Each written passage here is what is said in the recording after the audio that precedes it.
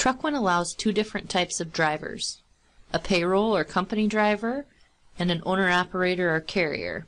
The difference is a company driver or payroll driver is going to get a W-2 at the end of the year, and if they're getting a 1099, they're going to be paid in revenue settlements, which would be your owner-operators or carriers if you're setting up a brokerage database.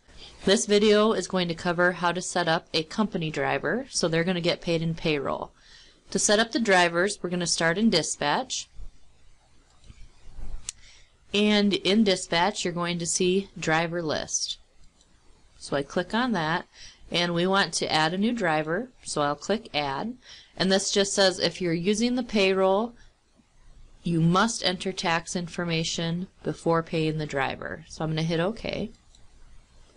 Driver ID is going to be one that you type in. TruckOne does not create the ID for you. Some people use names, others use numbers. It's going to be up to you. I would recommend to not use tractor numbers. That's going to come into play when you set up your tractors. We'll go ahead and enter first and last name, quick address, and you can also enter phone, emergency name, and email address. And down below where it says other information, if it's a company driver, you're going to skip over where it says lesser driver, and you're going to go ahead and under payment method, choose the method that you would like to pay them. So if they're getting paid per mile, you would choose miles, and then directly across from that is the rate. So if they were getting 40 cents a mile, for example, you would type in 0.40 there. Date of birth, date hired, terminated, if down the road you terminate them, and any other comments. You have the option to add a reserve tractor, so if they are going to drive the same tractor all the time, you can put a check mark there, and it would go ahead and give you a list of tractors where you could choose the tractor. The same said for a trailer. You can enter their license number and the state, and then any of their expiration dates, and this will prompt you if they are coming close to being expired. It'll prompt you to get new information from them.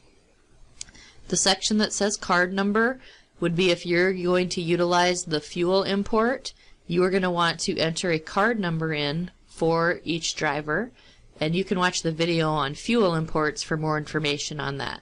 So I have my basic information set up, and I'm going to go ahead and click Save. The next thing I'll want to do is go into Payroll. So I'm going to exit out of Dispatch. I'm going to go into Payroll, and under Maintenance, I'm going to go to Employee List, and you can see that is the person I just set up in the driver list.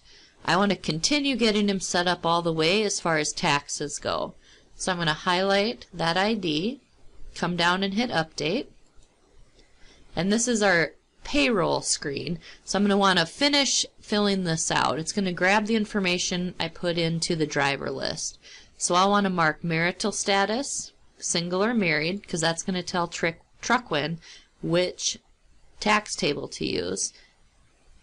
Then the other thing you can do in here is you can click on Wage Deduct Taxes, and you'll see it grabbed as default rate that we had set up.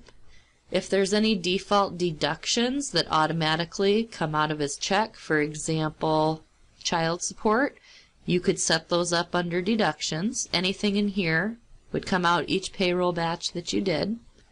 Pay periods per year, that would be if it says 52, that would mean weekly payroll. And then down below, when I chose marital status married, it defaulted the table to M for my federal taxes. If there's state taxes you need to take out, you would enter in the state initials that you had set up, and then which tax table.